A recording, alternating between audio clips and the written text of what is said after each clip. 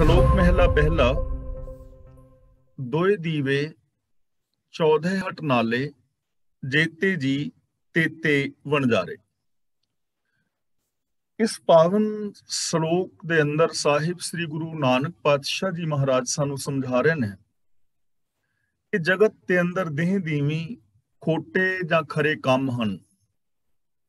ये कोई नहीं कह सकता कि हालात की मजबूरी करके उस पासों कोई कर्म एवें ही हो गए हैं। हालात माड़े तो माड़े होण, जो चंगे ने वो चंगे ही रहिंदे ने, ते हालात चंगे तो चंगे होण, जिहड़े माड़े ने वो माड़े कर्मां दे वल लगे रहंदे हन। तां आओ बड़े प्यार दे नाल विचार करन दा यतन करिए। दोए दीवे 14 हट नाले। दोए दा मतलब दोवें, चंद और सूरज। दीवे दा मतलब समझ लो ये दीवे ने। 14 दा मतलब 14 लोक, जिवें 14 लोक मन्ने गए ने, 7 आकाश 7 पताल वगैरह। 14 लोक का मतलब सारा संसार है इत्थे।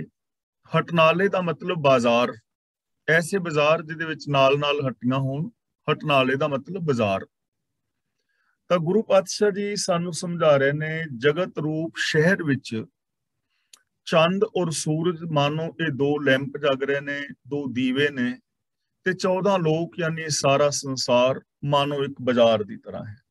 संसार मानो एक बाजार है और इस संसार बाजार के अंदर सूरज और चंद्रमा दो दीवे मानो जग रहे हैं।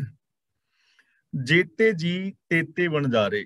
जेते का मतलब जिन्ने भी, तेते का मतलब सारे, जिन्ने भी अजीब जंत ने, स्त्रियां पुरुष आदिक ने, ये सारे मानो वणजारे ने, ये सारे व्यापारी ने।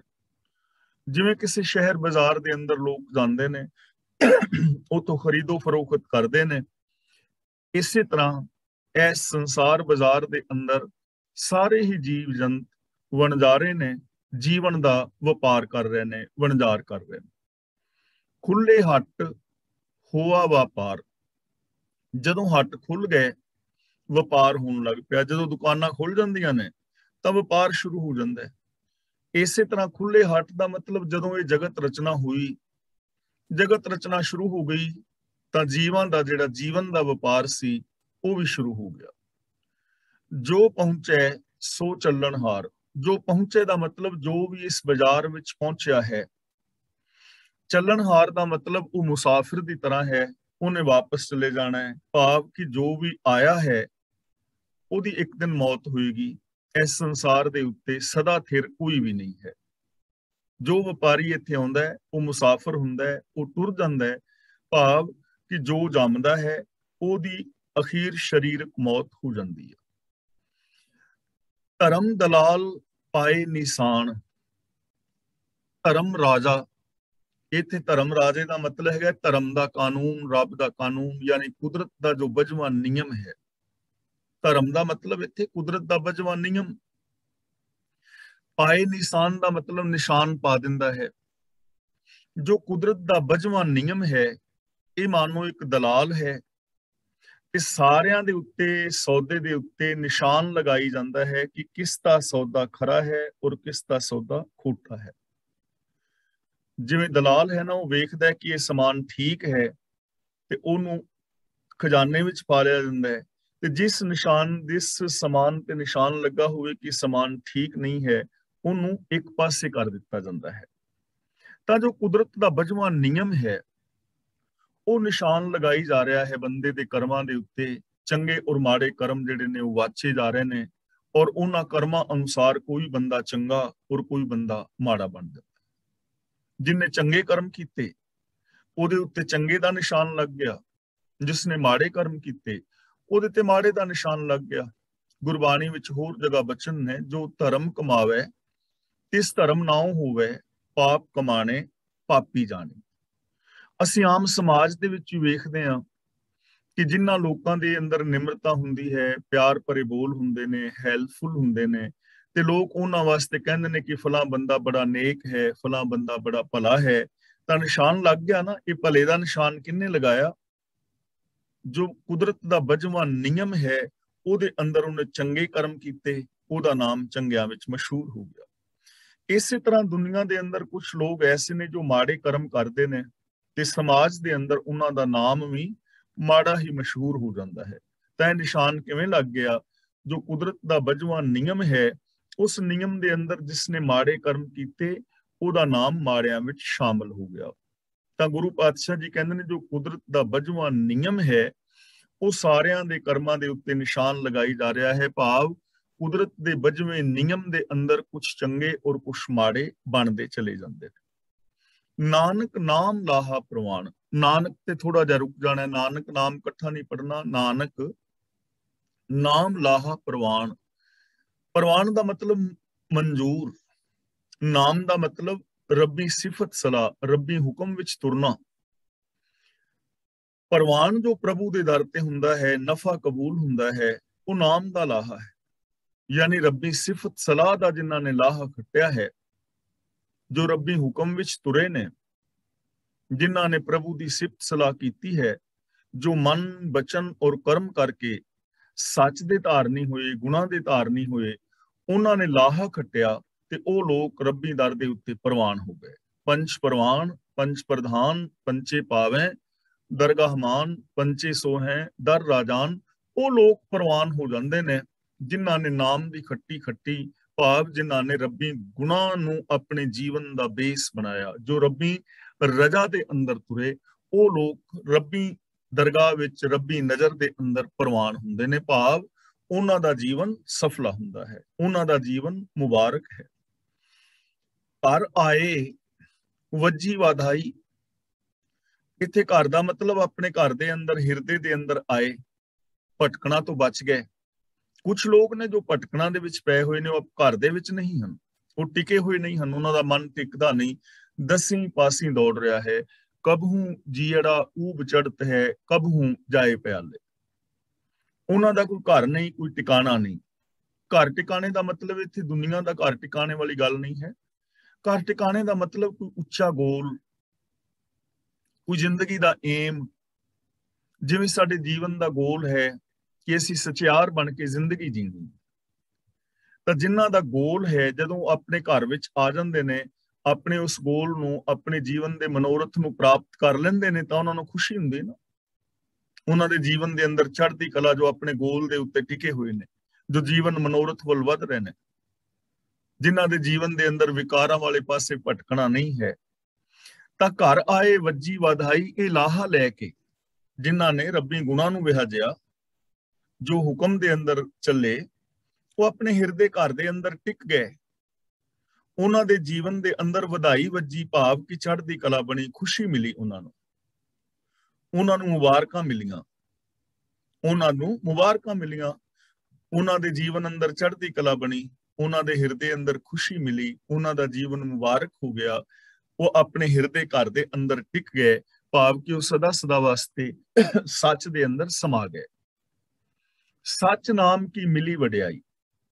ਸੱਚ ਨਾਮ ਦਾ ਮਤਲਬ ਜੋ ਸੱਚੀ ਸਿਫਤ ਸਲਾਹ ਹੈ, ਰੱਬੀ ਰਜਾ ਦੇ ਅੰਦਰ ਜੋ ਤੁਰੇ, ਜਿਨ੍ਹਾਂ ਨੇ ਸੱਚੀ ਸਿਫਤ ਸਲਾਹ ਨੂੰ ਆਪਣੇ ਜੀਵਨ ਦਾ ਆਧਾਰ ਬਣਾਇਆ, ਇਸ ਸੱਚੀ ਸਿਫਤ ਸਲਾਹ ਦੀ ਉਹਨਾਂ ਨੂੰ ਵਡਿਆਈ ਮਿਲੀ, ਉਹਨਾਂ ਨੂੰ ਮਾਣ ਮਿਲਿਆ, ਉਹਨਾਂ ਨੂੰ ਆਦਰ ਮਿਲਿਆ, ਉਹਨਾਂ ਨੂੰ ਸਤਿਕਾਰ ਮਿਲਿਆ। ਇਸ ਸੰਸਾਰ ਦੇ ਅੰਦਰ ਅਸੀਂ ਚੌਗਿਰਦੇ ਵੇਖਦੇ ਹਾਂ, ਮਾਣ ਆਦਰ ਔਰ ਸਤਿਕਾਰ ਉਹਨਾਂ ਨੂੰ ਹੀ ਮਿਲਦਾ ਹੈ ਜਿਨ੍ਹਾਂ ਨੇ ਕੁਝ ਨੇਕ ਕਰਮ ਕੀਤੇ ਹੁੰਦੇ ਨੇ, ਜਿਨ੍ਹਾਂ ਨੇ ਲੋਕ ਭਲਾਈ ਦੇ ਕੁਝ ਕੰਮ ਕੀਤੇ ਨੇ, ਜਿਨ੍ਹਾਂ ਨੇ ਕਿਸੇ ਦਾ ਕੋਈ ਬੁਰਾ ਨਹੀਂ ਕੀਤਾ ਹੁੰਦਾ। ਉਹਨਾਂ ਲੋਕਾਂ ਨੂੰ ਮਾਣ ਆਦਰ ਔਰ ਸਤਿਕਾਰ ਮਿਲਦਾ ਹੈ, ਦਿਲੀ ਪਿਆਰ ਮਿਲਦਾ ਹੈ। ਇਹ ਗੱਲ ਵੱਖਰੀ ਹੈ ਕਿ ਕੋਈ ਆਰਥਿਕ ਤੌਰ ਤੇ, ਰਾਜਨੀਤਿਕ ਤੌਰ ਤੇ ਵੱਡੀਆਂ ਪਦਵੀਆਂ ਪਾ ਲਵੇ, ਵੱਡੀਆਂ ਪਦਵੀਆਂ ਪਾ ਲਵੇ, ਕਿਸੇ ਵੱਡੇ ਮਰਾਤਬੇ ਤੇ ਸੰਸਾਰਿਕ ਤੇ ਪਹੁੰਚ ਜਾਏ, ਲੇਕਿਨ ਜੇ ਉਹਨਾਂ ਦੇ ਕਰਮ ਚੰਗੇ ਨਹੀਂ ਤਾਂ ਲੋਕਾਂ ਨੂੰ ਦਿਲੀ ਤੌਰ ਤੇ ਉਹਨਾਂ ਨੂੰ ਸਤਿਕਾਰ ਨਹੀਂ ਮਿਲਦਾ। ਦਿਲੀ ਤੌਰ ਤੇ ਪਿਆਰ ਔਰ ਸਤਿਕਾਰ ਉਹਨਾਂ ਨੂੰ ਹੀ ਮਿਲਦਾ ਹੈ ਜੋ ਚੰਗੇ ਨੇਕ ਇਨਸਾਨ ਹੁੰਦੇ ਨੇ। ਤਾਂ ਸੱਚ ਨਾਮ ਕੀ ਮਿਲੀ ਵਡਿਆਈ, ਜਿਨ੍ਹਾਂ ਨੇ ਸ਼ੁਭ ਗੁਣਾਂ ਨੂੰ ਵਿਹਾਜਿਆ, ਜੋ ਰੱਬੀ ਰਜਾ ਦੇ ਅੰਦਰ ਤੁਰੇ, ਉਹਨਾਂ ਨੂੰ ਮਾਣ ਆਦਰ ਔਰ ਸਤਿਕਾਰ ਮਿਲਿਆ। ਮਹਿਲਾ ਪਹਿਲਾ। ਰਾਤੀ ਹੋਵਨ ਕਾਲੀਆਂ ਸੁਪੇਦਾਂ ਸੇ ਵਨ। ਕਾਲੀਆਂ ਨਹੀਂ ਪੜਨਾ, ਕਾਲੀਆਂ, ਕਾਲੀਆਂ।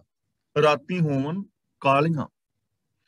ਹੁਣ ਇੱਥੇ ਸਾਨੂੰ ਇਹ ਸਮਝਾ ਰਹੇ ਨੇ ਕਿ ਹਾਲਾਤ ਚਾਹੇ ਚੰਗੇ ਹੋਣ ਜਾਂ ਮਾੜੇ ਹੋਣ, ਜਿਨ੍ਹਾਂ ਨੇ ਚੰਗਿਆਈ ਖੱਟਣੀ ਹੁੰਦੀ ਹੈ ਉਹ ਮਾੜੇ ਹਾਲਾਤਾਂ ਦੇ ਵਿੱਚ ਵੀ ਚੰਗਿਆਈ ਹੀ ਖੱਟਦੇ ਨੇ, ਤੇ ਜਿਨ੍ਹਾਂ ਨੇ ਬੁਰਾਈ ਕਰਨੀ ਹੁੰਦੀ ਹੈ ਹਾਲਾਤ ਚੰਗੇ ਵੀ ਹੋਣ ਤਾਂ ਬੁਰੇ ਬੁਰਾਈ ਹੀ ਖੱਟਦੇ ਨੇ। ਸੁਭਾਅ ਬਣਾ ਲੈਂਦਾ ਨਾ ਬੰਦਾ, ਆਪਣਾ ਆਪਣਾ ਗੋਲ ਬਣਾ ਲੈਂਦਾ।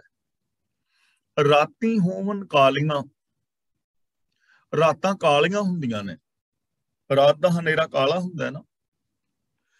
ਸੁਪੇਦਾਂ ਸੇਵਨ, ਸੁਪੇਦਾਂ ਦਾ ਮਤਲਬ ਸਫੈਦ ਚੀਜ਼ਾਂ, ਜਿਨ੍ਹਾਂ ਦਾ ਰੰਗ ਸਫੈਦ ਹੈ, ਚਿੱਟਾ ਹੈ।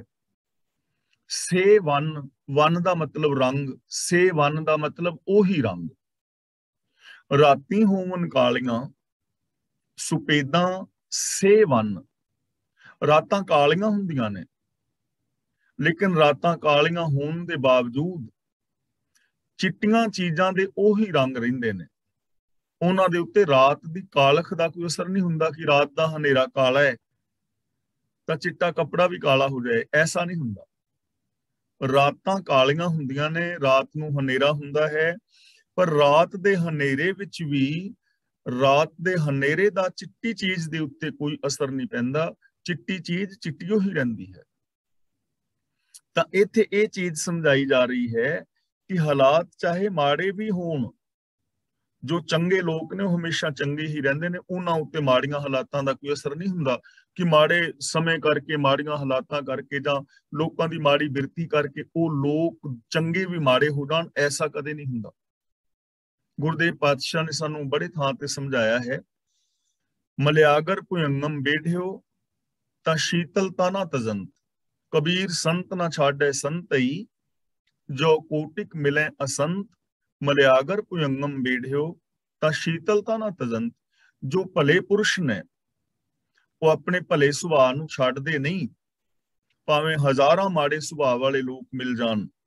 ਜਿਵੇਂ ਚੰਦਨ ਦੇ ਰੁੱਖ ਦੇ ਚਾਰ ਚੁਫੇਰੇ ਜੇ ਸੱਪ ਵੀ ਘੇਰਾ ਪਾ ਲੈਣ ਤਾਂ ਉਹਨਾਂ ਸੱਪਾਂ ਦੀ ਸੰਗਤ ਕਰਕੇ ਚੰਦਨ ਆਪਣੀ ਸ਼ੀਤਲਤਾ ਔਰ ਸੁਗੰਧ ਨੂੰ ਨਹੀਂ ਗਵਾਉਂਦਾ। ਇਸੇ ਤਰ੍ਹਾਂ ਰਾਤ ਦਾ ਹਨੇਰਾ ਬੇਸ਼ੱਕ ਕਾਲਾ ਹੋਵੇ, ਚਿੱਟੀਆਂ ਚੀਜ਼ਾਂ ਆਪਣੀ ਚਟਿਆਈ ਨੂੰ ਨਹੀਂ ਗਵਾਉਂਦੀਆਂ। ਤਾਂ ਗੁਰੂ ਜੀ ਸਮਝਾ ਰਹੇ ਨੇ ਕਿ ਬੇਸ਼ੱਕ ਚਾਰ ਚੁਫੇਰੇ ਹਾਲਾਤ ਮਾੜੇ ਹੋਣ, ਲੇਕਿਨ ਜਿਹੜੇ ਚੰਗੇ ਇਨਸਾਨ ਨੇ, ਰੱਬੀ ਗੁਣਾਂ ਦੇ ਧਾਰਨੀ ਨੇ, ਗੁਰਮਤਿ ਆਸ਼ੇ ਅਨੁਸਾਰ ਜ਼ਿੰਦਗੀ ਜੀਣ ਵਾਲੇ ਨੇ, ਉਹ ਮਾੜੇ ਕਰਮ ਨਹੀਂ ਕਰਦੇ, ਉਹਨਾਂ ਦਾ ਸੁਭਾਅ ਫਿਰ ਵੀ ਚੰਗਾ ਹੀ ਰਹਿੰਦਾ ਹੈ। ਦੂਜਾ ਮਿਸਾਲ ਦੇ ਰਹੇ ਨੇ, ਦੇਹੋਂ ਬੱਗਾ ਤਪੈ ਘਣਾ, ਕਾਲਿਆਂ ਕਾਲੇ ਵਨ। ਦੇਹੋਂ ਦਾ ਮਤਲਬ ਦਿਨ ਵਿੱਚ, ਦਿਨ, ਦੇਹੋਂ ਦਾ ਮਤਲਬ ਦਿਨ। ਬੱਗਾ ਦਾ ਮਤਲਬ ਚਿੱਟਾ, ਇਹਨੂੰ ਬਗਾ ਨਹੀਂ ਪੜਨਾ, ਬੱਗਾ। ਬੱਗਾ ਦਾ ਮਤਲਬ ਚਿੱਟਾ। ਤਪੈ ਘਣਾ, ਬੜਾ ਤਪਦਾ ਹੈ, ਯਾਨੀ ਚਮਕਦਾਰ ਹੈ। ਕਾਲਿਆਂ ਦਾ ਮਤਲਬ ਕਾਲੇ ਰੰਗ ਵਾਲੇ, ਵਨ ਦਾ ਮਤਲਬ ਰੰਗ। ਦਿਨ ਚਿੱਟਾ ਹੁੰਦਾ ਹੈ, ਦੇਹੋਂ ਬੱਗਾ, ਦਿਨ ਚਿੱਟਾ ਹੁੰਦਾ ਹੈ। ਤਪੈ ਘਣਾ, ਔਰ ਬਹੁਤ ਚਮਕਦਾ ਹੈ। ਕਾਲਿਆਂ ਕਾਲੇ ਵਨ, ਪਰ ਜਿਹੜੇ ਕਾਲੇ ਪਦਾਰਥ ਨੇ ਜਿਨ੍ਹਾਂ ਦਾ ਰੰਗ ਕਾਲਾ ਹੈ ਉਹ ਕਾਲੇ ਹੀ ਰਹਿੰਦੇ ਨੇ। ਜੇ ਮਾਂ ਦਾ ਰੰਗ ਕਾਲਾ ਹੈ ਨਾ, ਮਾਂ ਦੀ ਦਾਲ ਦਾ, ਤੇ ਮਾਂ ਦੀ ਦਾਲ ਨੇ ਚਿੱਟੀ ਨਹੀਂ ਹੋ ਜਾਣਾ, ਉਹਨੇ ਕਾਲੀ ਹੀ ਰਹਿਣਾ ਹੈ। ਜੇ ਕਾਲਾ ਰੰਗ ਹੈ ਨਾ ਤਵੇ ਦਾ, ਤੇ ਦਿਨ ਚਿੱਟਾ ਹੈ, ਧੁੱਪ ਚਿੱਟੀ ਨਿਕਲੀ ਹੈ, ਤੇ ਤਵੇ ਦਾ ਜਿਹੜਾ ਕਾਲਾ ਰੰਗ ਹੈ, ਕਾਲਖ, ਉਹਨੇ ਕਾਲੇ ਹੀ ਰਹਿਣਾ, ਸੁਰਮੇ ਨੇ ਕਾਲਾ ਹੀ ਰਹਿਣਾ, ਉਹਨੇ ਚਿੱਟਾ ਨਹੀਂ ਹੋ ਜਾਣਾ। ਇਸੇ ਤਰ੍ਹਾਂ ਹਾਲਾਤ ਚੰਗੇ ਵੀ ਹੋਣ, ਲੋਕ ਚਾਰ ਚੁਫੇਰੇ ਚੰਗੇ ਵੀ ਹੋਣ, ਪਰ ਜਿਹਦਾ ਬੁਰਾਈਆਂ ਵਾਲਾ ਸੁਭਾਅ ਹੈ ਨਾ, ਉਸ ਬੁਰਾਈਆਂ ਵਾਲੇ ਬੰਦੇ ਨੇ ਆਪਣਾ ਬੁਰਾ ਸੁਭਾਅ ਨਹੀਂ ਬਦਲਣਾ। ਉਹਨੇ ਆਪਣਾ ਸੁਭਾਅ ਬੁਰਾ ਜਿਹੜਾ ਹੈ ਨਹੀਂ ਬਦਲਣਾ। ਕਿੰਨੇ ਸਾਰੇ ਇਤਿਹਾਸ ਸਾਡੇ ਪਾਸ ਗਵਾਹ ਹੈ, ਨਹੀਂ ਬਦਲ ਸਕਿਆ। ਪ੍ਰਕਿਰਤੀਆ ਆਪਣੇ ਸੁਭਾਅ ਨੂੰ ਨਹੀਂ ਬਦਲ ਸਕਿਆ, ਸ੍ਰੀ ਚੰਦ ਨਹੀਂ ਬਦਲ ਸਕਿਆ, ਰਾਮ ਰਾਏ ਨਹੀਂ ਬਦਲ ਸਕਿਆ, ਗੰਗੂ ਨਹੀਂ ਬਦਲ ਸਕਿਆ। ਕਿੰਨਾ ਚਿਰ ਕਹਿੰਦੇ ਨਾ ਰਿਹਾ ਗੁਰੂ ਦੇ ਚਰਨਾਂ ਵਿੱਚ। ਤਾਂ ਜਿਹੜੇ ਮਾੜੇ ਲੋਕ ਨੇ ਨਾ, ਜਿਨ੍ਹਾਂ ਨੇ ਆਪਣਾ ਮਾੜਾ ਸੁਭਾਅ ਬਣਾ ਲਿਆ, ਚਾਰ ਚੁਫੇਰੇ ਹਾਲਾਤ ਚੰਗੇ ਵੀ ਹੋਣ ਤੇ ਉਹ ਆਪਣੇ ਮਾੜੇ ਸੁਭਾਅ ਨੂੰ ਨਹੀਂ ਬਦਲਦੇ। ਜਿਵੇਂ ਆਪਾਂ ਮਿਸਾਲ ਦਿੰਦੇ ਆ ਨਾ, ਪਾਵਨ ਬਾਣੀ ਦੇ ਵਿੱਚ ਗੁਰੂ ਜੀ ਨੇ ਸਾਨੂੰ ਸਮਝਾਇਆ ਹੈ, ਚਿੱਚੜ ਮੱਝ ਦੇ ਹਵਾਨੇ ਨਾਲ ਲੱਗਾ ਹੈ, ਕੱਟਾ ਕੱਟੀ ਦੁੱਧ ਪੀਂਦਾ ਪਰ ਉਹ ਖੂਨ ਹੀ ਪੀਂਦਾ, ਉਹਦੀ ਆਦਤ ਹੈ ਨਾ। ਮੈਂਡਕ ਛੱਪੜ ਦੇ ਵਿੱਚ ਰਹਿੰਦਾ ਹੈ, ਭੌਰਾ ਉੱਥੋਂ ਆਣ ਕੇ ਬਾਹਰੋਂ ਫੁੱਲ ਦਾ ਮਕਰੰਦ ਰਸ ਮਾਣਦਾ ਹੈ, ਲੇਕਿਨ ਫੁੱਲ ਦੇ ਕੋਲ ਰਹਿੰਦਾ ਵੀ ਮੈਂਡਕ ਗੰਦਗੀ ਖਾ ਰਿਹਾ ਹੈ। ਤਾਂ ਗੁਰੂ ਪਾਤਸ਼ਾਹ ਜੀ ਸਾਨੂੰ ਸਮਝਾ ਰਹੇ ਨੇ, ਕਾਲਿਆਂ ਦੇ ਕਾਲੇ ਹੀ ਰੰਗ ਰਹਿੰਦੇ ਨੇ। ਭਾਵ ਜਿਹੜੇ ਮਨਮੁਖ ਨੇ ਨਾ, ਉਹ ਆਪਣੇ ਸੁਭਾਅ ਨੂੰ ਬਦਲਦੇ ਨਹੀਂ, ਚਾਹੇ ਹਾਲਾਤ ਚ ਫੇਰੇ ਚੰਗੇ ਵੀ ਹੋਣ। ਅੰਧੇ ਅਕਲੀ ਬਾਹਰੇ ਮੂਰਖ ਅੰਧ ਗਿਆਨ। ਇਹ ਜੋ ਅਕਲੀ ਸ਼ਬਦ ਹੈ ਨਾ, ਇਹਨੂੰ ਬਿੰਦੀ ਲਗਾ ਕੇ ਪੜਨਾ ਹੈ, ਅਕਲੀ। ਅੰਧੇ ਅਕਲੀ ਬਾਹਰੇ ਮੂਰਖ ਅੰਧ ਗਿਆਨ। ਅੰਧ ਗਿਆਨ ਦਾ ਮਤਲਬ ਅੰਨੀ ਮਤ। ਅਕਲੀ ਬਾਹਰੇ ਦਾ ਮਤਲਬ ਅਕਲ ਤੋਂ ਬਿਨਾ, ਬਾਹਰੇ ਦਾ ਮਤਲਬ ਬਿਨਾ। ਇਸੇ ਤਰ੍ਹਾਂ ਜੋ ਮਨੁੱਖ ਅੰਨੇ ਮੂਰਖ ਅਕਲਹੀਣ ਨੇ, ਉਹਨਾਂ ਦੀ ਮਤ ਅੰਨੀ ਹੀ ਰਹਿਣੀ। ਉਹ ਆਪਣੀ ਮਤ ਨੂੰ ਬਦਲਣਾ ਨਹੀਂ ਚਾਹੁੰਦੇ। ਜਿਹੜੇ ਅਗਿਆਨੀ ਨੇ, ਅਕਲਹੀਣ ਨੇ, ਉਹ ਆਪਣੀ ਬੇਸਮਝੀ ਨੂੰ ਉਸੇ ਤਰ੍ਹਾਂ ਹੀ ਵਰਤਦੇ ਨੇ, ਅਗਿਆਨਤਾ ਭਰੇ ਹੀ ਕਰਮ ਕਰਦੇ ਨੇ। ਚਾਰ ਚੁਫੇਰੇ ਬੇਸ਼ੱਕ ਚੰਗੇ ਵੀ ਕਰਮ ਹੁੰਦੇ ਹੋਣ, ਲੇਕਿਨ ਉਹ ਆਪਣੇ ਸੁਭਾਅ ਨੂੰ ਬਦਲਦੇ ਨਹੀਂ। ਉਹ ਅੰਨੇ ਹੀ ਰਹਿਣਗੇ ਔਰ ਉਹ ਉਹਨੂੰ ਬਦਲਣਾ ਹੀ ਨਹੀਂ ਚਾਹੁੰਦੇ। ਨਾਨਕ ਨਦਰੀ ਬਾਹਰੇ ਕਭੇ ਨਾ ਪਾਵੇਂ ਮਾਨ। ਹੇ ਨਾਨਕ, ਰੱਬੀ ਰਹਿਮ ਤੋਂ ਜਿਹੜੇ ਬਾਹਰੇ ਨੇ, ਉਹ ਕਦੇ ਵੀ ਮਾਣ ਪ੍ਰਾਪਤ ਨਹੀਂ ਕਰਦੇ, ਕਦੇ ਵੀ ਮਾਣ ਪ੍ਰਾਪਤ ਨਹੀਂ ਕਰਦੇ, ਜਿਹੜੇ ਨਦਰ ਤੋਂ, ਰੱਬੀ ਕਿਰਪਾ ਤੋਂ, ਗਿਆਨ ਤੋਂ ਬਾਹਰੇ ਨੇ। ਹੁਣ ਦੇਖੋ, ਨਦਰੀ ਜਾਂ ਨਦਰ ਕਿਹਦੇ ਤੇ ਹੋਏਗੀ? ਜੋ ਹੁਕਮ ਰਜ਼ਾ ਦੇ ਅੰਦਰ ਚੱਲੇਗਾ ਨਾ, ਰਹਿਮਤ ਦਾ ਪਾਤਰ ਉਹੀ ਬਣੇਗਾ।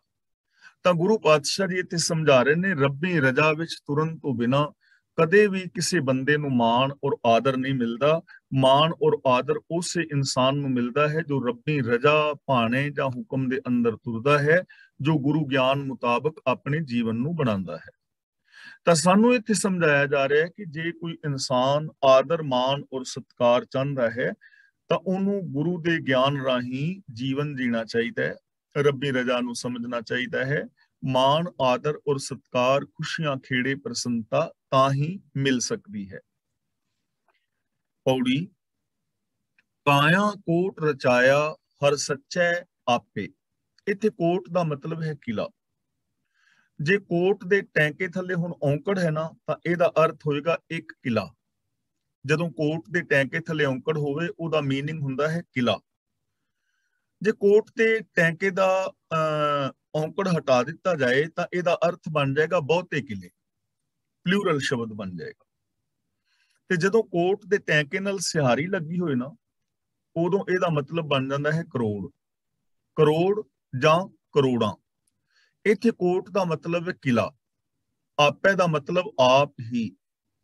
ਕਾਇਆ ਕੋਟ ਰਚਾਇਆ ਹਰ ਸੱਚੈ ਆਪੇ। ਇਹ ਮਨੁੱਖਾ ਸਰੀਰ ਮਾਨੋ ਇੱਕ ਕਿਲਾ ਹੈ ਤੇ ਸੱਚੇ ਪ੍ਰਭੂ ਨੇ ਇੱਕ ਕਿਲਾ ਬਣਾਇਆ ਹੈ। ਸਰੀਰ ਮਾਨੋ ਇੱਕ ਕਿਲਾ ਹੈ ਤੇ ਪ੍ਰਭੂ ਨੇ ਇੱਕ ਕਿਲਾ ਬਣਾਇਆ ਹੈ, ਯਾਨੀ ਰੱਬੀ ਰਜ਼ਾ ਦੇ ਅੰਦਰ ਇਹ ਸਰੀਰ ਦੀ ਰਚਨਾ ਹੋਈ ਹੈ। ਸਰੀਰ ਮਾਨੋ ਇੱਕ ਕਿਲਾ ਹੈ ਤੇ ਇਹਦੀ ਰਚਨਾ ਰੱਬੀ ਰਜ਼ਾ ਦੇ ਵਿੱਚ ਹੋਈ ਹੈ। ਇੱਕ ਦੂਜੇ ਭਾਏ ਖੁਆਇਨ ਹਉਮੈ ਵਿੱਚ ਵਿਆਪੇ। ਇੱਕ ਦਾ ਮਤਲਬ ਕਈ ਜੀਵ, ਇੱਕ ਦਾ ਮਤਲਬ ਕਈ ਜੀਵ। ਖੁਆਇਨ ਦਾ ਮਤਲਬ ਖੁੰਝਾਏ ਨੇ, ਖੁੰਝੇ ਹੋਏ ਨੇ। ਹਉਮੈ ਵਿੱਚ ਵਿਆਪੇ, ਵਿਆਪੇ ਦਾ ਮਤਲਬ ਫਸੇ ਹੋਏ। ਪਰ ਗੁਰੂ ਪਾਤਸ਼ਾਹ ਜੀ ਕਹਿੰਦੇ ਨੇ ਇਹ ਸਰੀਰ ਕਿਲੇ ਵਿੱਚ ਰਹਿੰਦੇ ਹੋਏ ਵੀ ਕਈ ਜੀਵ ਮਾਇਆ ਦੇ ਮੋਹ ਵਿੱਚ ਪੈ ਕੇ, ਹਉਮੈ ਦੇ ਵਿੱਚ ਪੈ ਕੇ ਕੁਰਾਏ ਪਏ ਹੋਏ ਨੇ ਔਰ ਹਉਮੈ ਦੇ ਵਿੱਚ ਉਹ ਫਸੇ ਹੋਏ।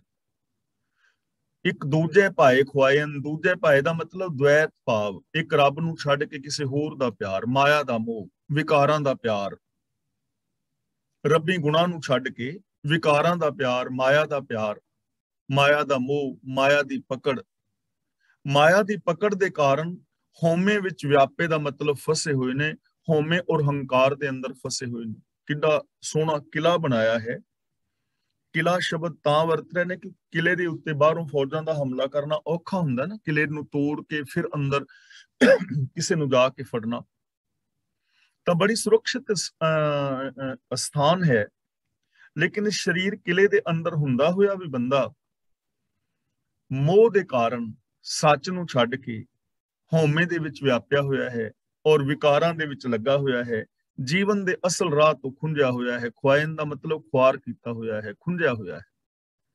ਤਾਂ ਕਹਿਣ ਤੋਂ ਮੁਰਾਦ ਜੋ ਸੱਚ ਨੂੰ ਛੱਡ ਦਿੰਦਾ ਹੈ, ਜਿਸ ਦੇ ਅੰਦਰ ਮਾਇਆ ਵੀ ਬਿਰਤੀ ਹੈ ਔਰ ਜਿਸ ਦੇ ਅੰਦਰ ਈਗੋ ਤੇ ਹੰਕਾਰ ਹੈ, ਉਹ ਜੀਵਨ ਦੇ ਅਸਲ ਮਕਸਦ ਤੋਂ ਖੁੰਝ ਜਾਂਦਾ ਹੈ। ਇਹ ਮਾਨਸ ਜਨਮ ਦੁਲੰਭ ਸਾ। ਮਨਮੁਖ ਸੰਤਾਪੇ, ਵਿਸ਼ਰਾਮ ਸਾਹ ਤੇ ਜਾ ਕੇ ਲਗਾਣਾ ਹੈ। ਇਹ ਮਾਨਸ ਜਨਮ ਦੁਲੰਭ ਸਾਹ, ਮਨਮੁਖ ਸੰਤਾਪੇ। ਸਾਹ ਦਾ ਮਤਲਬ ਸੀ, ਮਨਮੁਖ ਦਾ ਮਤਲਬ ਮਨ ਦੇ ਪਿੱਛੇ ਤੁਰਨ ਵਾਲੇ, ਆਪ ਖੁਦਰੇ, ਤੇ ਦੁਲੰਭ ਦਾ ਮਤਲਬ ਹੁੰਦਾ ਹੈ ਕੀਮਤੀ, ਬੜਾ ਕੀਮਤੀ।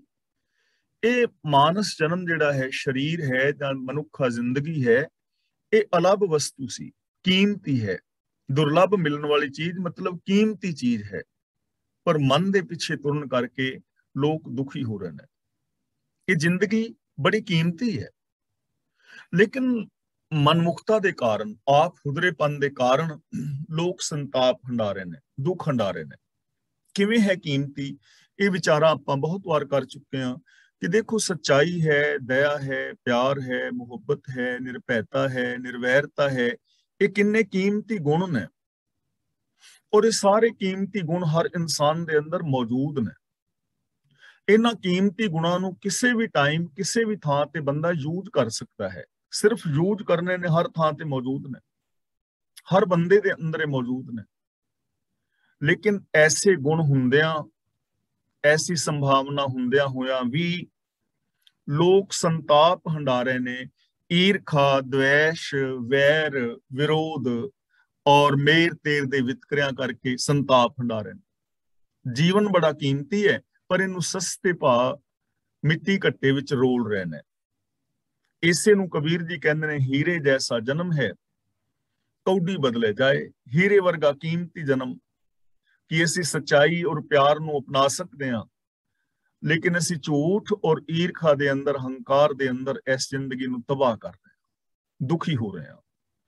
ਔਰ ਮੁਸੀਬਤ ਇਹ ਹੈ ਕਿ ਬੰਦਾ ਆਪ ਹੀ ਦੁਖੀ ਨਹੀਂ, ਐਸੇ ਲੋਕ ਦੂਜਿਆਂ ਨੂੰ ਵੀ ਦੁਖੀ ਕਰਦੇ ਨੇ। ਐਸੇ ਮਾੜੇ ਲੋਕ ਚੰਗੇ ਲੋਕਾਂ ਨੂੰ ਵੀ ਚੈਨ ਦੀ ਨੀਂਦ ਨਹੀਂ ਸੌਣ ਦਿੰਦੇ।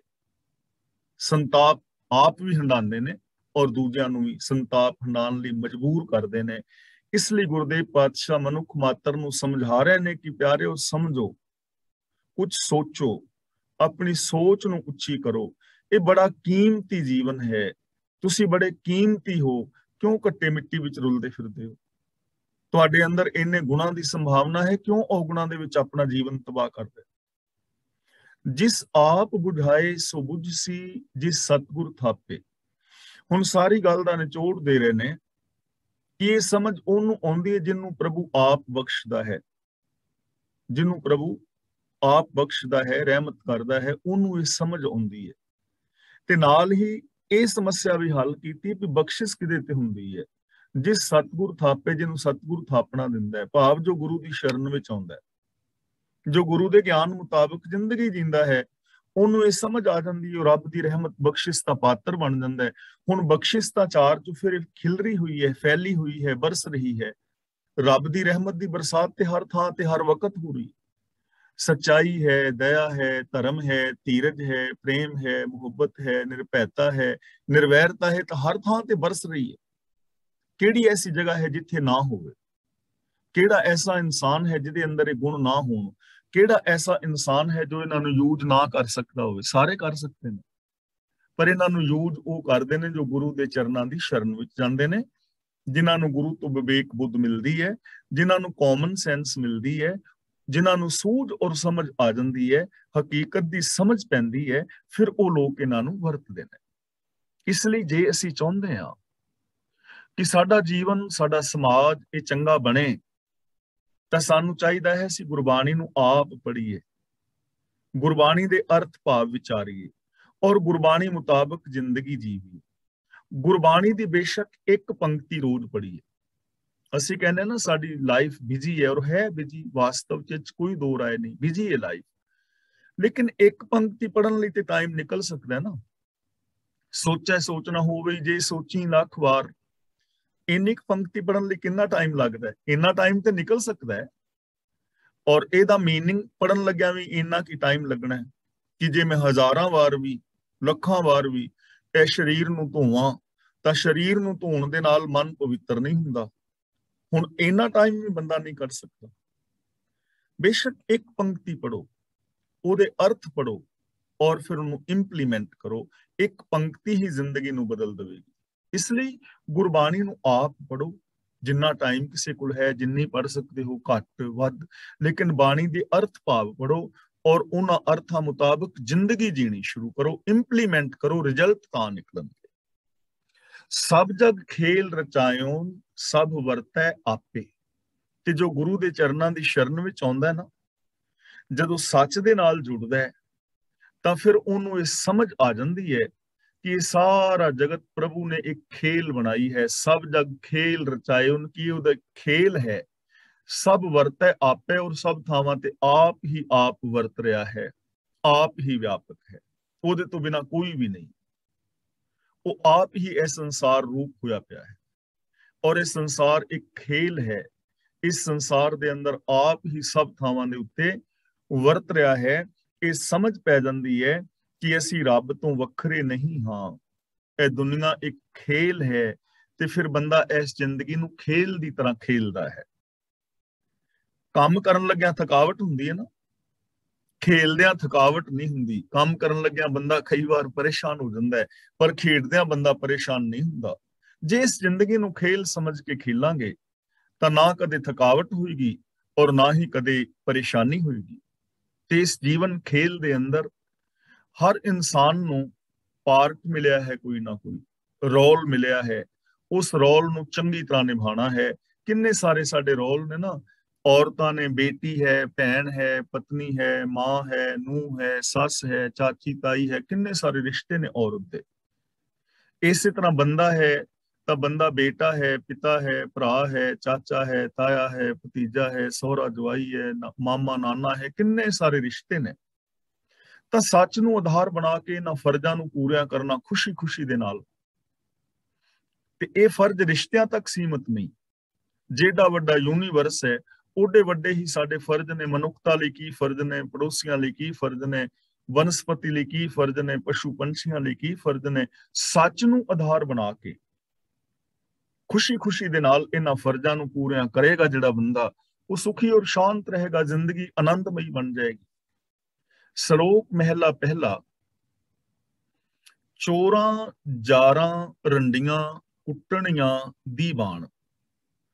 ਤਾਂ ਇੱਥੇ ਸਾਨੂੰ ਸਮਝਾ ਰਹੇ ਨੇ ਕਿ ਮੰਦੇ ਆਦਮੀ ਜਿਹੜੇ ਨੇ ਨਾ, ਮਾੜੀ ਬਿਰਤੀ ਵਾਲੇ, ਸੁਭਾਵਿਕ ਹੀ ਮੰਦਿਆਂ ਦੇ ਨਾਲ ਮਿਲਣ ਦੀ ਰੁਚੀ ਰੱਖਦੇ ਨੇ। ਜਿਹੜੇ ਮਾੜੇ ਸੁਭਾਅ ਵਾਲੇ ਲੋਕ ਨੇ, ਸੁਭਾਵਿਕ ਤੌਰ ਤੇ ਹੀ ਮਾੜੀ ਬਿਰਤੀ ਵਾਲਿਆਂ ਦੇ ਨਾਲ ਮਿਲਣ ਦੀ ਉਹਨਾਂ ਦੀ ਰੁਚੀ ਹੁੰਦੀ ਹੈ। ਉਹਨਾਂ ਨੂੰ ਹਰੀ ਦੇ ਜੋ ਗੁਣ ਨੇ ਜਾਂ ਚੰਗੀ ਗੱਲ ਹੈ, ਉਹ ਚੰਗੀ ਲੱਗਦੀ ਹੀ ਨਹੀਂ।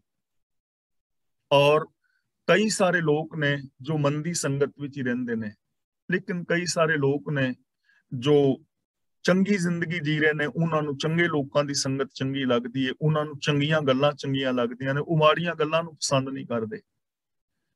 ਤੇ ਇੱਥੇ ਕਈ ਲੋਕ ਐਸੇ ਨੇ ਜਿਹੜੇ ਧਰਮ ਵਿੱਚ ਵੀ ਲੱਗਦੇ ਨੇ, ਧਰਮ ਦੀ ਜ਼ਿੰਦਗੀ ਵੀ ਜੀਂਦੇ ਨੇ, ਲੇਕਿਨ ਉਹ ਧਰਮ ਨੂੰ ਰੋਟੀ ਕਮਾਉਣ ਦਾ ਸਾਧਨ ਬਣਾ ਲੈਂਦੇ ਨੇ, ਇਸ ਤੋਂ ਅੱਗੇ ਨਹੀਂ।